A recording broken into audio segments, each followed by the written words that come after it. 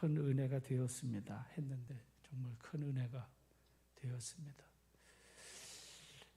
우리 목사님 올해도 건강하셔서 우리 성도들의 가정을 위해 축복하시는 말씀이 다 성취되는 21년이 되기를 주의 이름으로 축복하고, 또 목사님과 우리 가정을 위해서 여러분 기도하셔서 우리 목사님도 큰 은혜 가운데에 올 한 해 평안하게 힘있게 더욱 강건하신 우리 주의 종이 되도록 함께 기도해 주시는 우리 성도님들이 되시기를 부탁을 드립니다.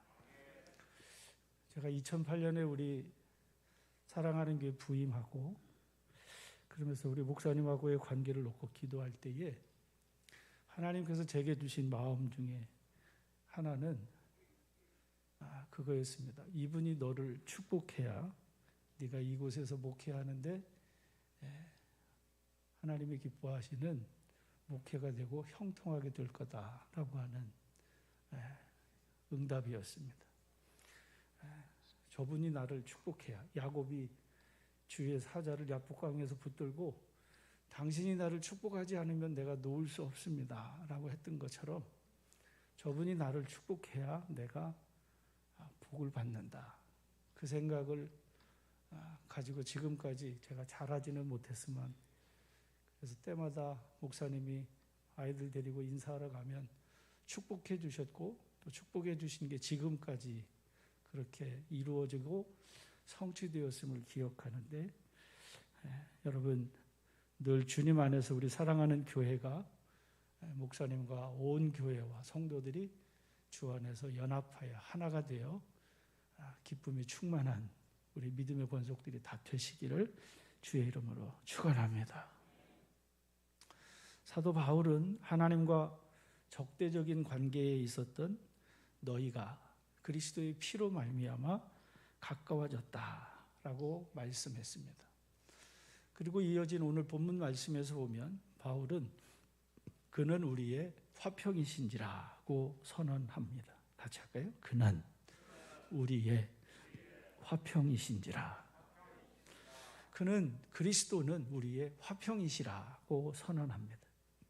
둘로 하나를 만드사 원수된 것, 그 중간에 막힌 담을 자기 육체로 허시고 오래된 법조문으로 된 계명의 율법을 폐하셨으니 이는 이 둘로 자기 안에서 한 새 사람을 지어, 그리스도 안에서 한 새 사람을 지어 유대인과 이방인 된 너와 나, 너희와 우리를 하나의 한 몸으로 새 사람이 되게 하셔서 화평하게 하신 것은 우리로 한 성령 안에서 아버지 앞에 나아가게 하려 하심이라고 말씀해 주시는 말씀을 봅니다. 같이 할까요? 예수님은 우리의 화평이십니다. 그리스도는 우리의 화평이시라. 사도 바울은 유대인과 이방인이 막혀있던 그 담벼락이 그리스도의 육체가 십자가에서 죽으실 때 그 담이 허물어졌다, 헐어냈다라고 밝히고 있습니다. 사람과 사람 사이의 화평을 말하는데요. 그리고 이어지는 16절의 말씀에서 바로 사람, 그 새 사람을 지은 한 몸 된 유대인과 이방인 된 우리가 새롭게 된 그 한 새 사람이 하나님 앞에 나아가 하나님과 화평하게 하셨다라고 말씀해 주시는 말씀입니다. 그러니까 다시 정리하면 사람과 사람의 화평을 말하고 이후에 새롭게 지음받은 한 새 사람이 하나가 된 이 사람이 하나님과 화평하게 되어지는 관계를 말하고 있는 말씀이죠. 신학적으로 보면 우리가 구원을 얻게 되는 진리의 순서는 이것과 정반대의 순서가 됩니다. 원수된 하나님과 우리가 먼저 화해하고 하나가 돼야 그 다음에 사람과 사람의 관계가 회복이 된다. 제가 이 말씀은 지난 로마서 1장 이하의 말씀이나 어떤 시간 될 때 말씀마다 계속해서 밝혔던 말씀의 내용 중에 하나였습니다. 하나님과의 관계가 회복되지 않은 인간의 관계는 다 이용하고 배신하고 배신당하고 그러면서 서로가 서로에게 돌이킬 수 없는 아픔을 주고 그러면서 결국에 그 마지막이 사형에 해당한다. 이게 로마서에서 하나님이 버려두신 인간의 실제적인 모습이라는 사실인 거지. 하나님 없는 어리석은 인간들의 마지막이 어떠한지, 그래서 하나님께로 돌이키지 않고 하나님께로 나오지 않고 화해는 없다. 이게 로마서 1장에서 밝혀주는 말씀이란 말이죠. 그런데 오늘 읽은 본문의 말씀에서 보면 사도 바울은 이 순서를 정반대로 언급하고 있는 겁니다. 사람과 사람의 관계를 말하고 그 이후에 지금 하나님과의 관계를 말하고 있다는 사실인 거지. 오늘 이 본문의 말씀은 제가 언제나 말씀드렸지만 이 에베소서의 말씀은 믿는 자들에게 주시는 말씀입니까? 불신자들에게 주시는 말씀입니까? 믿는 그리스도인 된 신실한 성도들에게 주시는 말씀이에요. 그러니까 다시 말하면 이 말씀은 오늘 이 시간 예배드리는 우리 교인들에게 전해주는 말씀이지, 지금도 하나님이 없는 것처럼 살아가는, 하나님이 없다고 말하는 어리석은 세상 사람들은 이 말씀이 해당이 안 되는 말씀이라는 거예요. 에베소에 있는 신실한 그리스도인에게 바울이 전하고 있는 이 말씀, 그래서 여러분 언제나 불신자가 화목을 이해하려면 먼저 하나님과의 화목을 알아야 하는 것은 변하지 않는 진리불변의 말씀입니다. 그러나 그리스도인된 우리 성도들에게 있어서 오늘 본문의 말씀이 주시는 말씀 또한 우리가 분명히 알고 새겨야 하는 말씀인데요. 왜냐하면 예수님이 이 진리의 말씀을 그런 방식으로 말씀하셨고 사도들도 제자들도 동일하게 이 가르침을 따르고 있기 때문입니다.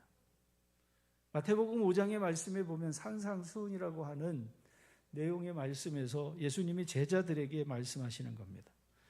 너희가 예물을 제단에 드리려다가 내 형제에게 원망 들을 만한 일이 있는 것이 생각나거든. 예물을 제단 앞에 두고 먼저 가서 형제와 뭐 하라 그래?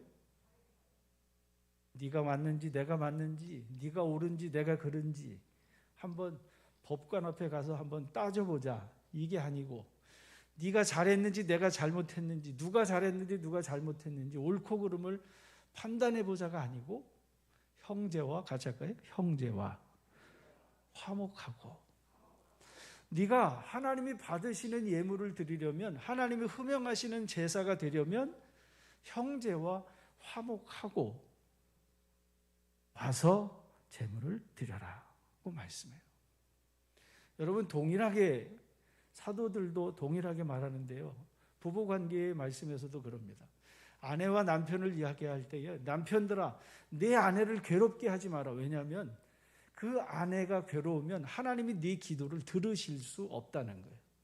그러니까 온전한 가정생활을 이루지 못하면 온전한 그리스도인의 가정에 또 온전한 신앙생활을 해 나갈 수 없다라고 하는 사실을 말씀해 주는 말씀입니다. 이어지는 25절의 말씀에서 보면 너를 고발하는 자와 함께 길에 있을 때 급히 사화하라. 그 고발하는 자가 너를 재판관에게 내주고 재판관이 옥리에게 내주어 옥에 가둘까 염려하라. 진실로 내게 이르노니 네가 한 푼이라도 남김없이, 같이 할까요? 한 푼이라도 남김없이 다 갚기 전에는 결코 거기서 나오지 못하리라. 여러분 이 말씀이 누가복음에도 동일하게 기록이 되었는데 거기는 이렇게 기록됩니다. 네가 너를 고발하는 자와 함께 법관에게 갈 때 길에서 화해하기를 힘쓰라. 그가 너를 재판장에게 끌어가고 재판장이 너를 옥졸에게 넘겨주고 옥졸이 옥에 가둘까 염려하라. 네게 이르노니 한 푼이라도 남김없이 갚지 아니하고서는 결코 거기서 나오지 못하리라고 주님이 말씀하십니다. 고발하는 자와 함께 법관에 갈 때, 법관에게 법 앞으로 나아가게 될 때 길에서 이제 얼마 남지 않은 그 짧은 시간이지만 급히 사화하고 급히 화해하기를 힘쓰지 않으면 너 한 푼이라도 갚기 전에 그 옥에서 나올 수 없다. 불신자에게 하는 얘기가 아니고 그리스도인 된 주님의 제자들에게 하시는 말씀입니다. 여기서 사화라고 하는 이 말은요, 유누스라고 하는 합성어인데요. 이 유라고 하는 말은 기쁨, 좋음을 뜻하는 단어이고요. 이 누스라고 하는 말은 마음, 생각, 그러니까 좋은 마음, 기쁜 마음. 너를 고발하는 자와 함께 그 길을 갈 때, 그 법관 앞으로 가기 이제 얼마 남지 않은 그 짧은 시간이지만 너 그 사람하고 빨리 기쁜 마음으로, 좋은 마음으로 손을 붙들고 함께 그 관계가 회복되지 않으면 결코 네가 옥에서 나올 수 없다라고 말씀하시는 말씀입니다. 여러분, 이 말을 종합해 보면 이겁니다. 너를 고발하는 자 혹은 네 형제와 어떤 다툼이 있었을 때에 하나님이 해주시는 게 아니라는 거예요. 우리는 뭐라고 생각하냐면 하나님이 다 해주실 거야. 그러죠? 하나님이 다 알아서 해주실 거야. 아니요. 하나님이 알아서 해주시는 게 아니고 이 두 사람의 관계의 문제는 누가 해결해야 되냐면 당사자인 너와 내가 해결해야 할 문제지 이거 하나님이 개입하시는 문제가 아니라는 거예요. 그래서 믿고 거듭난 그리스도인 된 네가 전에는 도둑질했다면 이제는 도둑질하지 말고 네가 땀 흘려 수고해서 벌어먹을 뿐만 아니라 어려운 내 이웃을 돌아보는 땀 흘리는 수고를 하는 수고가 있어야 한다라고 말씀해. 누가 해주는 게 아니에요. 누가 나서서 대신해 주는 게 아니고 삼자가 나서서 해결하는 게 아니고 누가 해야 돼요? 내가 하는 거예요. 같이 할까요? 내가 해야 됩니다. 이건 내가 할 일이지 하나님이 하시는 일이 아니라는 거예요. 하나님이 우리에게 맡기신 겁니다. 용서를 이야기할 때도 동일합니다. 당사자 간의 용서예요. 하나님이 우리를 용서하신 것은 그 아들의 생명을 대신해서 그 피값을 대신해서 우리를 용서해 주신 거지요. 십자가의 피의 죄속함을 통해서 우리가 갚아야 할 그 값을 하나님이 대신 치러주신, 누구도 우리가 갚을 수 없기 때문에 하나님이 대신 갚아주신 용서라고 하는 사실입니다. 우리 인간의 관계 속에서 용서도 여러분 동일합니다. 용서도 마찬가지로 같이 할까요? 갚음 없이 용서 없습니다. 갚아야 돼요. 남김없이 다 갚아야 된다는 사실입니다.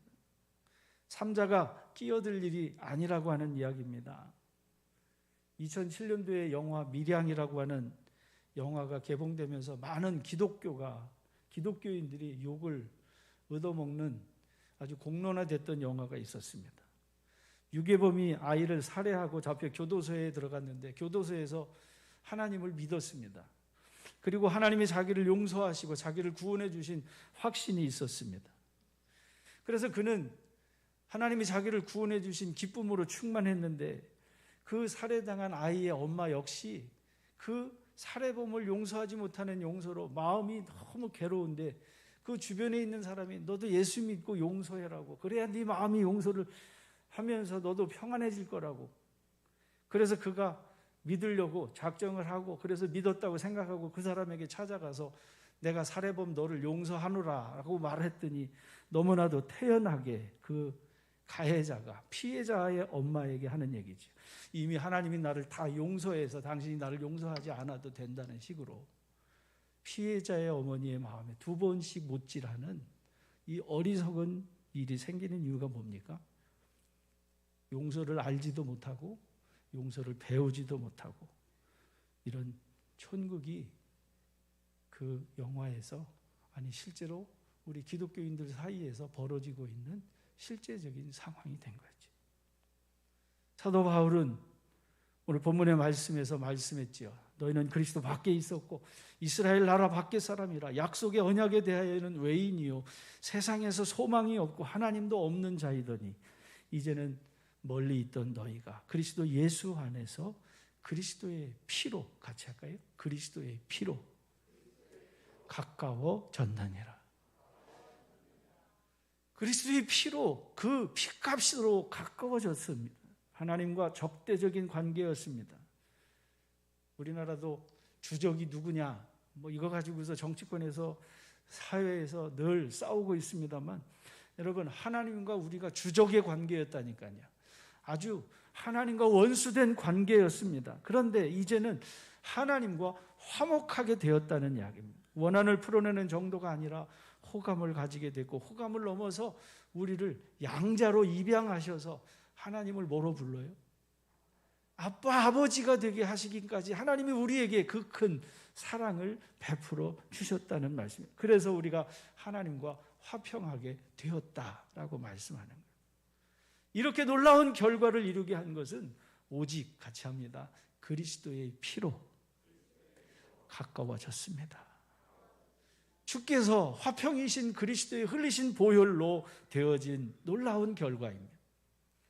그의 피가 둘로 하나를 만드사 원수된 곳 곧 중간에 막힌 담을 자기 육체로 허시고 법조문으로 된 계명의 율법을 폐하신 것입니다. 뿐만 아니라 이 둘로 자기 안에서, 그리스도 안에서, 같이 할까요?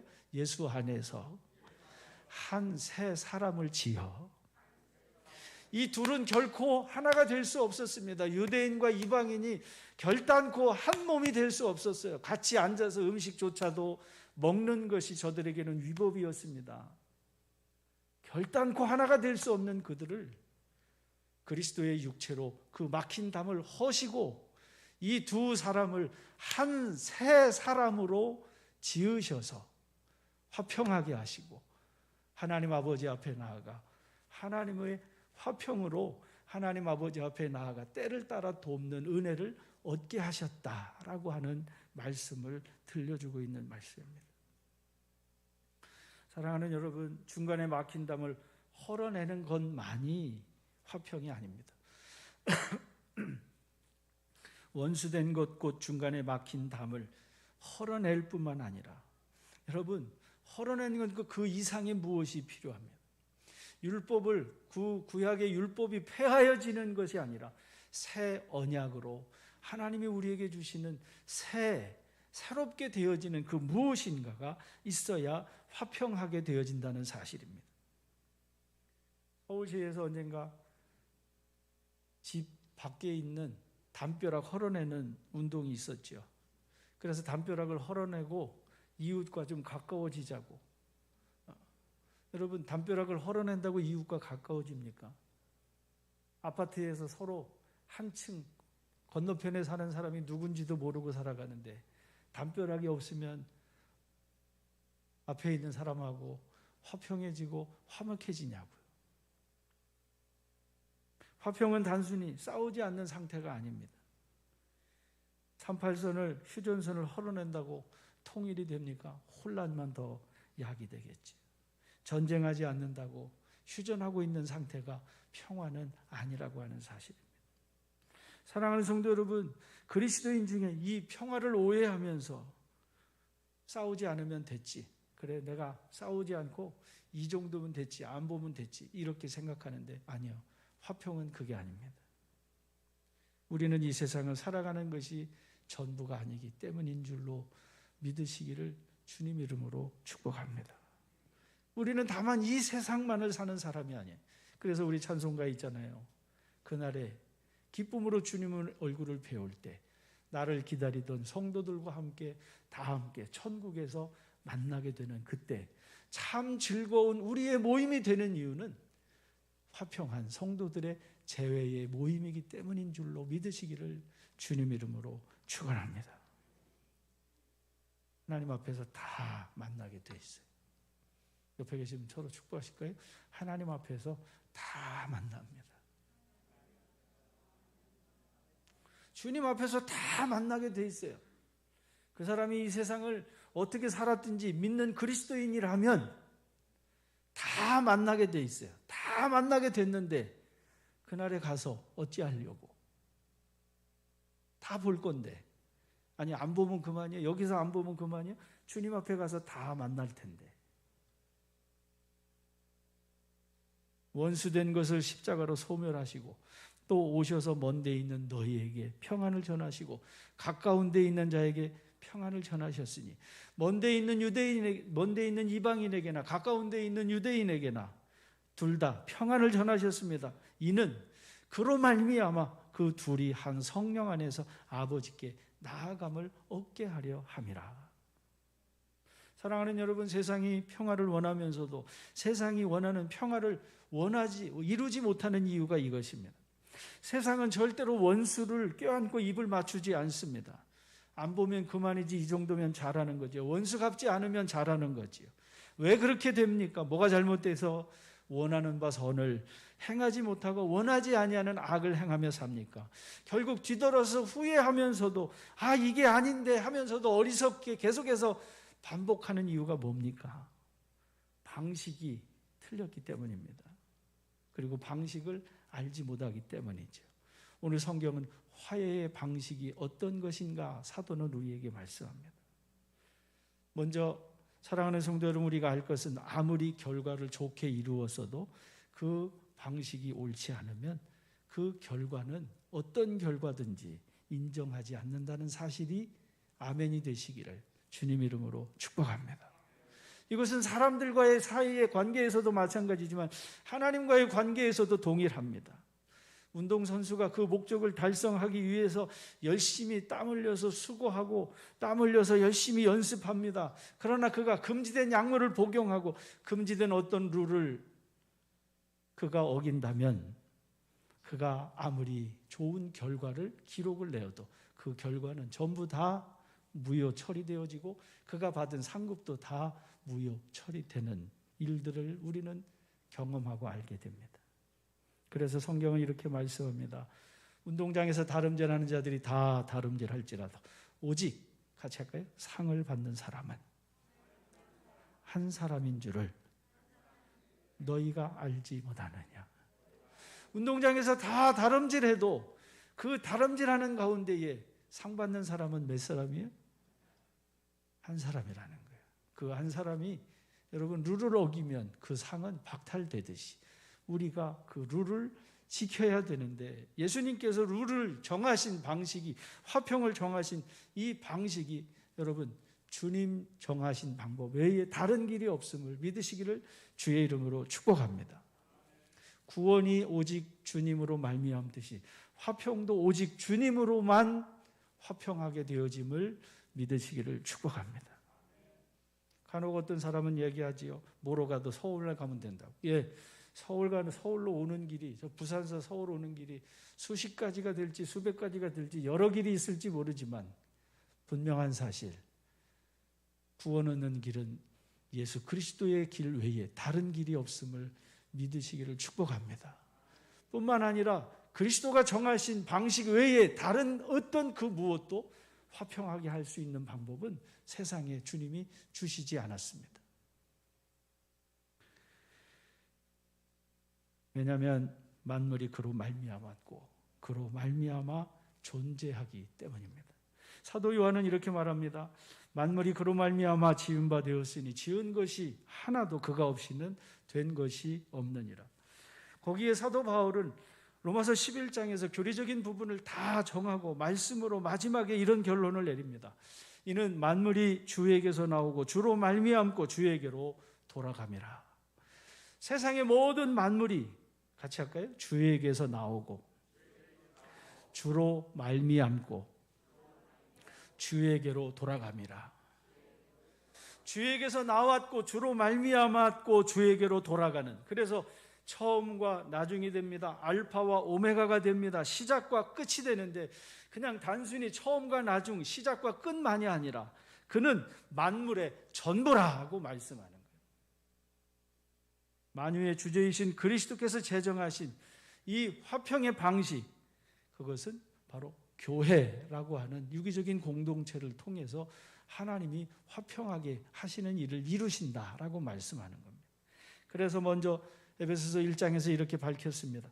그의 능력이 그리스도 안에서 역사하사 죽은 자들 가운데서 다시 살리시고 하늘에서 자기의 오른편에 앉히사 모든 통치와 권세와 능력과 주권과 이 세상뿐 아니라 오는 세상 그 모든 이름 위에 뛰어나게 하셔서 만물을 그 발 아래 복종하게 하시고 그를 만물 위에 교회의 머리로 삼으셨느니라고 말씀합니다.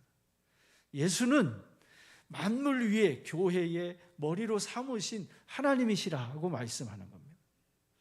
여러분, 교회는 같이 할까요? 교회는 만물 위에 세워진 교회입니다. 교회가 어떤 교회예요? 만물 위에 세워진 교회예요. 할렐루야. 그 교회의 머리는 주님이시라고 말씀합니다. 우리는 그의 지체입니다. 만물 위의 교회.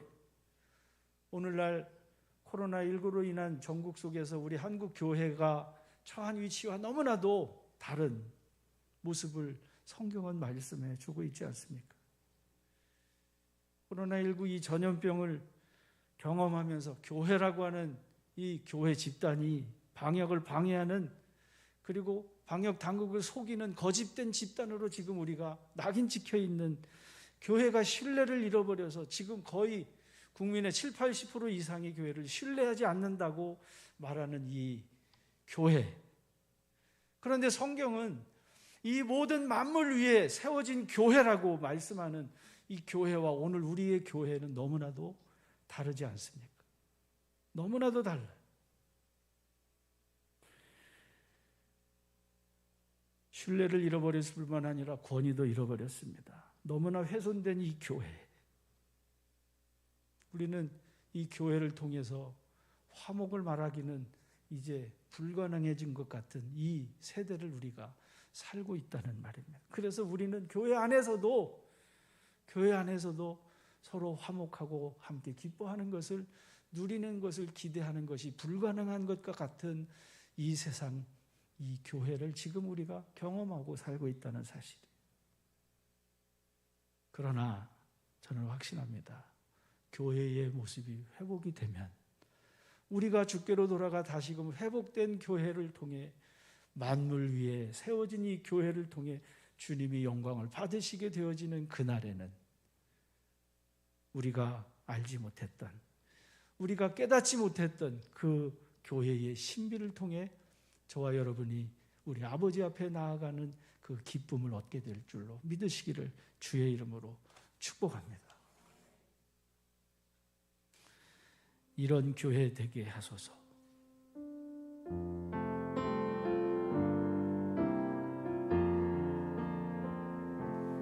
진정한 예배가 숨쉬는 교회, 주님이 주인 되시는 교회, 믿음의 기도가 쌓이는 교회, 최고의 찬양을 드리는 교회, 말씀이 살아 움직이는 교회, 성도의 사랑이 넘치는 교회, 섬김과 헌신이 기쁨이 되어 열매 맺는 아름다운 교회, 주님의 마음 닮아서 이웃을 사랑하는 교회, 주님의 영광을 위해서 빛 되신 주님 전하는 교회,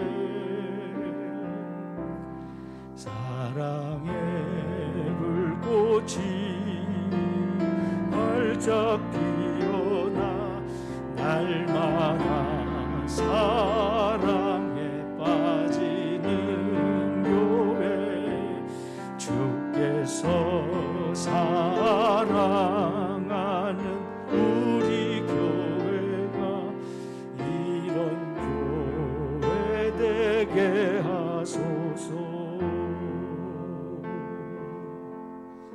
주께서 사랑하는 이런 교회는 누가 만듭니까? 하나님이 만들어줘요? 세상에서 지금 신뢰를 잃어버리고 권위를 잃어버린 이 교회를 하나님이 만드시냐고요. 마태복음 5장에서 너희가 원망 들을 만한 일이 있을 때 뭐하라 그러십니까? 하나님께 기도하라 그래요? 하나님을 찾으라 그래요? 모여서 막 기도하면 하나님이 회복시켜줘요? 이걸 누가 회복해야 됩니까? 저와 여러분이 회복해야 할 우리의 감당할 몫이란 말이에요. 누구도 나서지 않습니다. 누구도 이걸 해주지 않습니다. 이것은 저와 여러분이 감당해야 할 몫임을 믿으시기를 주님 이름으로 축복합니다. 모든 통치와 권세와 능력과 주권이 다 그리스도의 발 앞에 엎드려 복종하게 하셨는데 그리스도인들 우리가 주님 앞에 엎드려 복종하지 않는데 누가 복종하겠습니까? 백부장의 믿음을 왜 칭찬하십니까? 유대인 중에서 이만한 믿음을 보지 못했다고 말씀하신 이유가 뭡니까? 저더러 가라 하면 가고 오라 하면 오는데 주님 말씀만 하시면 됩니다. 유대인 중에서 이만한 믿음을 못 봤다고 말씀하시는 겁니다. 그리스도인 중에서 이런 믿음을 찾으면 주님이 얼마나 기뻐하실까? 그리고 얼마나 그를 통해서 주께서 이루고자 하시는 뜻을 이루시고 세우실까 하는 거죠. 사랑하는 성도 여러분, 그리스도의 발 앞에 엎드려 복종하게 하시는 그 하나님의 역사하심, 참된 교회를 누가 든든히 세워나가는가? 저는 두말할 것 없이 주님의 발 앞에 엎드려 복종하는 성도들인 줄로 믿습니다. 사도는 에베소서 2장 20절에서 말씀합니다. 너희는 사도들과 선지자들의 터 위에 세우심을 입은 자라 그리스도 예수께서 친히 모퉁이 돌이 되셨느니라고 말씀합니다. 너희는 사도들과 선지자들이 전해준 복음을 듣고 구원을 얻어 교회로 세워진 성도들이라고 하는 것을 확인시켜주고 있습니다. 이 말은 다시 말하면 사도들과 선지자들이 전해주는 이 복음 없이는 구원받을 수도 없고 구원받지 못하는 사람은 결코 교회의 지체로 세워질 수 없다는 이야기입니다. 그래서 사도는 말하는 거지요. 빌립보서 2장 2절의 말씀에서 말합니다. 너희는 마음을 같이하여 같은 사랑을 가지고 뜻을 합하여 한 마음을 품으라고 말씀하는 겁니다. 이거를 누가 품습니까? 이걸 누가 갖습니까? 불신자들입니까? 복종하지 아니하는 자입니까? 아닙니다. 그리스도인 된 복종하는 그리스도인에게만 해당되는 말씀입니다. 마음을 같이하여 같은 사랑을 가지고 뜻을 합하여 한 마음을 품어 한 마음 바로 너희 안에 이 마음을 품으라. 이는 곧 그리스도 예수의 마음이니 그는 근본 하나님의 본체시나 하나님과 동등됨을 취할 것으로 여기지 아니하시고 오히려 자기를 비워 종의 형체를 가져 사람으로 세상에 오셔서 어떻게 복종하셨어요? 죽기까지. 하나님이 하나님의 보좌를 버리시고 세상에 오셔서 사람의 형체를 가지시고 같이 합시다. 죽기까지 복종하신 그 복종하심을 통해서 만물의 으뜸이 되게 하셔서 하늘에 있는 이름과 땅에 있는 이름과 땅 아래에 있는 모든 이름이 그 예수의 이름 앞에 무릎을 꿇게 하시고 하나님 아버지께 영광이 되게 하셨다. 그러니 너희도 이 마음, 예수님의 마음, 이 마음을 품지 않고서는 화평할 수 없고 하나님께 영광을 돌릴 수 없다는 이야기입니다. 예수님의 마음을 갖는 저와 여러분이 되기를 주의 이름으로 축복합니다. 사람과 사람의 관계 속에서 하나님이 다 해주셔? 그런 소리 하지 마. 이제 좀 제발 좀. 하나님이 해주시는 게 아니라 누가 해야 돼? 내가 해야 된다니까. 같이 해봐요. 하나님이 해주시는 게 아니라 누가 해야 돼? 그건 내가 해야 되는 거야. 저와 여러분이 해야 되는 거지. 내가 감당하고 내가 참아야 하고 내가 욕봐야 하고 내가 손해봐야 하고 그래야 되지. 내 거 다 찾아가면서 내 욕심 다 이루어가면서 어떻게 화해하고 화목할 수 있냔 말이에요. 내가 손해봐도 내가 억울해도 내가 아닌 것 같아도 손해보고 말아야지. 그래서 차라리 불의를 당하는 것이 낫다고 말하는 이유가 그겁니다. 주님이 주시는 이 마음을 품는데 어떻게 교회 안에서 싸울 수 있겠습니까? 어떻게 교회 안에서 다툼이 있을 수 있겠습니까? 주님이 가라 하면 가고 주님이 오라 하면 오고 주께서 말씀하실 때 예가 되고 아멘이 되는데, 기쁨이 있고 감사가 있고 충만함이 있는 거지. 거기 뭐가 다른 게 뭐가 있겠습니까? 언제나 그리스도 안에서 예가 됩니다. 언제나 그렇습니다. 그런즉 그리스도인은 그리스도 예수로 말미암아 우리가 같이 합시다. 아멘하여 하나님께 영광을 돌리게 되느니라. 할렐루야. 사도 바울은 바로 에베소의 성도들에게 너희가 교회라고 말합니다. 유대인과 이방인이 하나가 되어 하나님 아버지 앞에 나아가 기업을 얻게 하셨는데, 여러분, 세상 사람들이 세상에서 싸움질하는 것은 세상이 그렇다 치더라도 그리스도인 된 우리가 왜 싸워야 됩니까? 일생을 싸우기 위해서 태어난 사람처럼 싸운단 말이에요. 그 사람의 눈에는 다 그것만 보여. 허물만 보이고 비판할 것만 보이고 잘못된 것만 보이고. 왜 보여요? 세상은 그거 가지고 싸우라고 보여지지만 그리스도인에게 보여지는 것은 그 부족한 것을, 그 연약한 것을, 그렇게 모자란 것을 뭐 하라고? 보여진 네가 감당하라고 보여지는 거예요. 교회 와서 뭐가 잘못됐니 보이지. 다 보여져요. 어떤 사람은 못 보는데 어떤 사람은 잘 봐요. 왜 보여져요? 비판하라고 보는 게 아니라 그거 네가 감당하라고. 아멘 좀 해요. 그 모자란 모습이, 그 부족한 모습이, 그 좀 삐뚤어져 있는 모습을 그거 보고 네가 하라는 거예요. 네가 하라는 거예요. 그 부족한 모습을 네가 감당하라는 겁니다. 그래서 사도 바울은 어떻게 화평하게 하는가? 몸은 하나인데 많은 지체가 있고 몸의 지체가 많으니 한 몸인가 같이 그리스도도 그러하도다. 고린도 교회에 보내는 편지에서 말하는 겁니다. 우리가 유대인이나 헬라인이나 종이나 자유인이나 다 한 성령으로 세례를 받아 한 몸이 되었고 또 다 한 성령을 마시게 하셨느니라. 다 주 안에서 한 성령으로 새롭게 지음을 받은 우리 몸은 한 지체뿐 아니요 여럿이니 만일 발이 이르되 나는 손이 아니니 몸에 붙지 아니었다 할지라도 몸에 붙지 아니한 것이 아니요 또 귀가 이르되 나는 눈이 아니니 몸에 붙지 아니었다 할지라도 몸에 붙지 아니한 것이 아니냐. 온몸이 눈이면 듣는 것은 어디고 온몸이 듣는 것이면 냄새 맡는 것은 어디겠느냐. 그러나 이제 하나님이 같이 합시다. 원하시는 대로 지체를 각각 몸에 두셨으니, 하나님이 원하시는 대로 각각의 지체를 우리 몸에 손으로 발로 귀로 몸을 눈으로 각각의 지체에 맞는 역할을 주셨다는 거예요.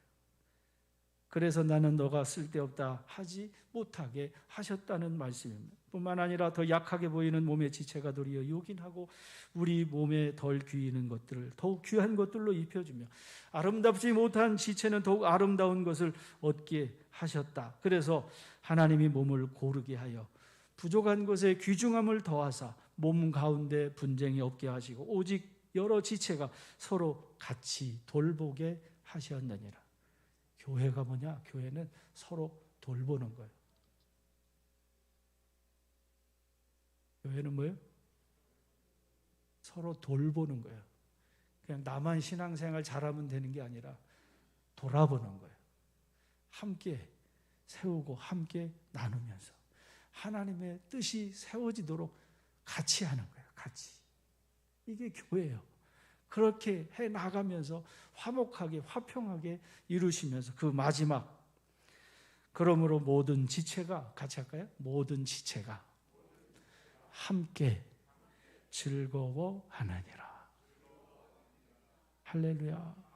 함께 즐거워하는 거예요. 너만 즐거운 게 아니고 같이 즐거운 거예요. 너만 기쁜 게 아니고 같이 기쁜 거예요. 너만 슬픈 게 아니라 같이 슬픈 거예요.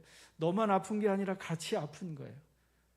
그래서 아픔과 슬픔은 나누어 반이 되게 하고 기쁨과 즐거움은 나누어 배가 되어 함께 즐거움으로 저 본향을 향해 나아가 기쁨으로 주님 앞에 섰을 때에 함께 우리가 두 손을 부ön케 안고 그날에 우리를 구속하신 그 주님 앞에 서로 화목한 우리가 서로 찬송하면서 영광의 주님 앞에서 그래 네가 잘했구나, 착하고 충성된 종아, 네가 세상에서 적은 일에 충성했으니 내가 더 큰 것으로 맡기노라.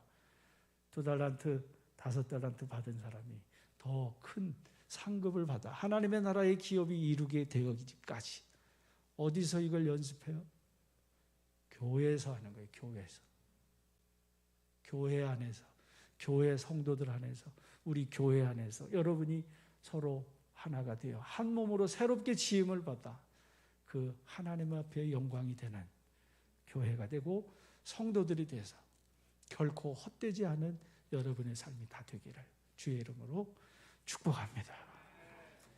시간이 좀 많이 갔는데요. 우리 주보에 있는 찬양 하나 찬송합시다.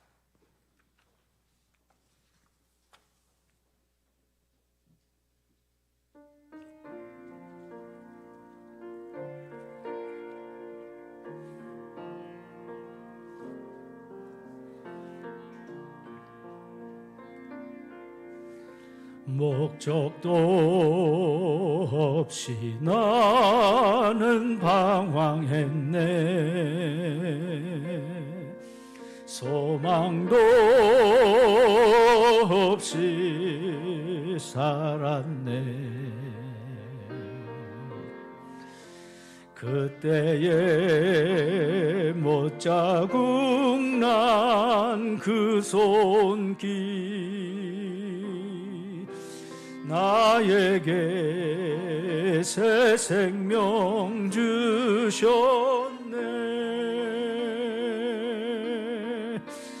험한 십자가에 능력 있네. 거기서 나의 삶이 변했네.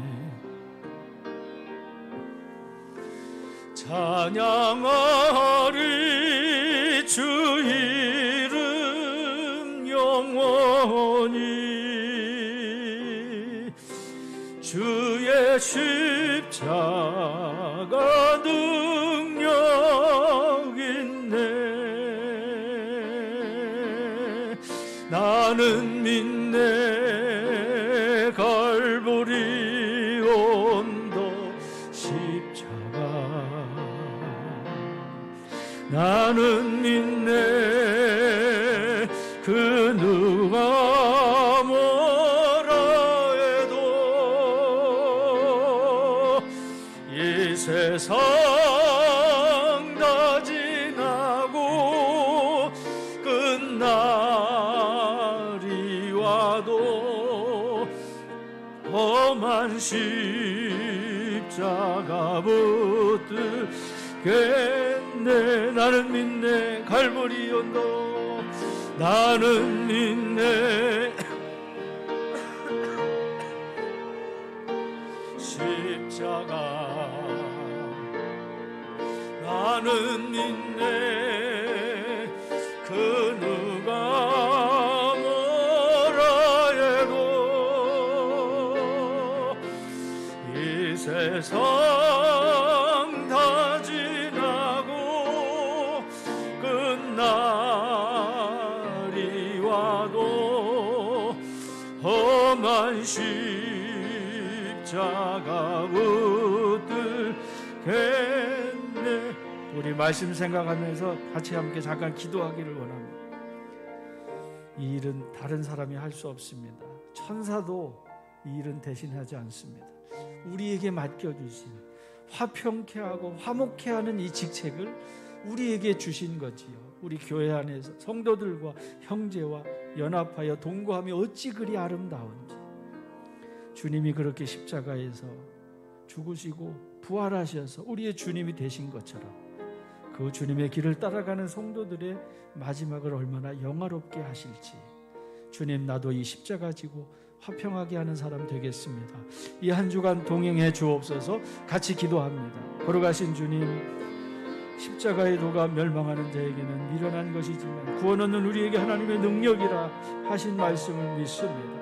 주여, 내게 주어진 십자가, 내게 맡겨진 십자가 지고 주님 따라갑니다. 주님 가신 그 길, 주님이 화평하게 하시기 위하여 그 육체로 담을 허신 것처럼 우리의 육체로 우리의 형제와 이웃과의 관계 속에서 교회 안에서 주님, 우리 교회가 우리가 해야 할 이 귀한 직분과 이 사명을 주님, 내 몸으로, 내 육체로, 내 시간으로, 내 물질로 감당하겠습니다. 주님, 마음으로 결단하며 또 입술로 고백하며 주님께 아뢰는 우리 사랑하는 성도들의 간구와 기도를 응답하여 주시고 하나님 붙들어 주시고 축복하여 주셔서 화평하게 하셔서 하나님의 아들들로 일컬음을 받기에 점없고 흠없는 거룩한 주의 사람들 되도록 축복하셔서 그날에 주의 이름으로 위하여 욕을 당하는 자 복이 있나니 하늘에서 저희 상이 큼이라고 말씀하셨던 것처럼 주님 하늘의 상급을 바라보며 나아가게